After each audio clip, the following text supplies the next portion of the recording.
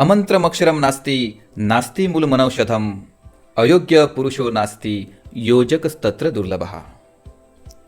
मंत्र बनू शकत नाही असं कोणतंही अक्षर नसतं. औषधी बनू शकत नाही असं कोणतंही वृक्षाचं मूळ नसतं.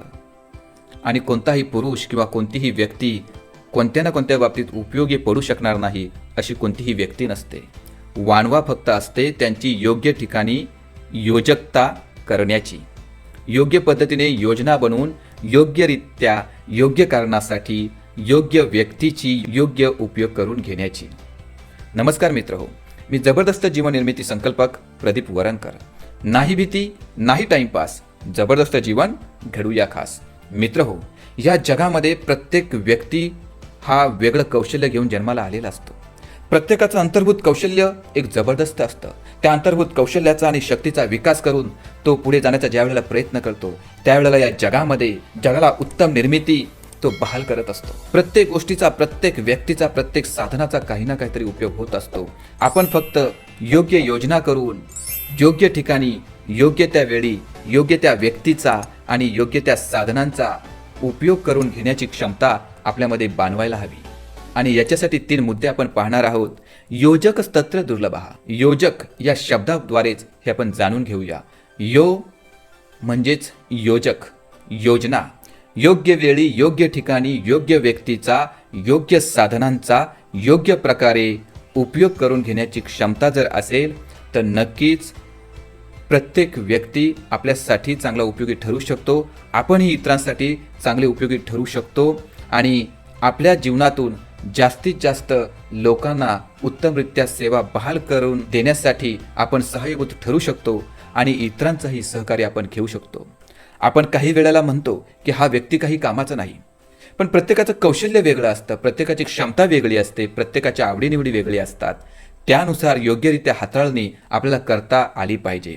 म्हणजेच जुळवून घेणे, जमून घेणे. आपल्याला व्यक्तींशी जुळवून घेता आलं पाहिजे, जमून घेता आलं पाहिजे. जसं की परिस्थितीशी आपल्याला जुळवून घ्यावं लागतं आणि योग्य मार्ग काढत पुढे जावं लागतं, तसं प्रत्येक व्यक्तीशी आपल्याला जुळवून घ्यावं लागतं.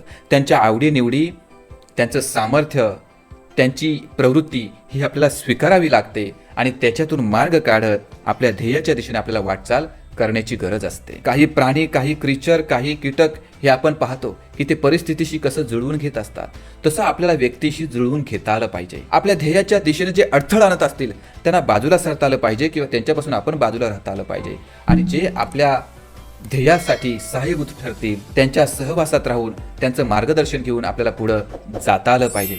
एक मात्र नक्की आहे की प्रत्येक व्यक्ती हा ना कोणत्या बाबतीत नक्कीच उपयोगी पडू शकतो. म्हणजे कर्तव्य आणि कर्तृत्व. प्रत्येक व्यक्तीमध्ये एक वेगळं कर्तृत्व असतं, त्याची स्वतःची एक वेगळी क्षमता असते, त्याची स्वतःची एक वेगळी विचार करण्याची, एक वेगळी निर्णय घेण्याची क्षमता असते.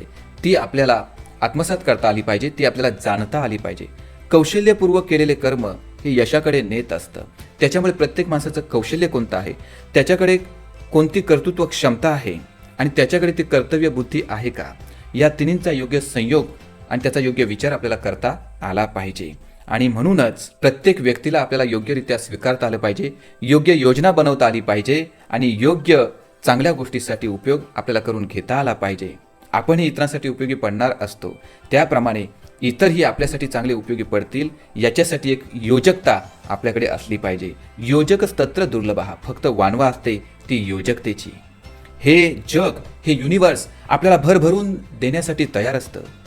कोणतीही गोष्ट आपण ज्या वेळेला मनापासून आपल्याला हवीहवीशी वाटते ती करण्यासाठी आपण प्रयत्न करतो, ते सिद्धीस जाण्यासाठी आपण सिद्ध होतो, त्यावेळेला हे जग त्या गोष्टी, त्या व्यक्ती आपल्या समोर आणत असते, आपल्याशी संवाद साधण्यासाठी तयार करते, आपल्याला सहकार्य करण्यासाठी तयार करते. आपल्याला फक्त योग्य योजना बनवण्याची गरज असते. आणि म्हणूनच अमंत्रमक्षरम नास्ति नास्ति मूलमनौषधम अयोग्य पुरुषो नास्ति योजकस्तत्र दुर्लभः. प्रत्येक वस्तू, प्रत्येक गोष्ट, प्रत्येक व्यक्ती ही कोणत्या ना कोणत्या माध्यमातून आपल्याला सहकार्य होऊ शकते.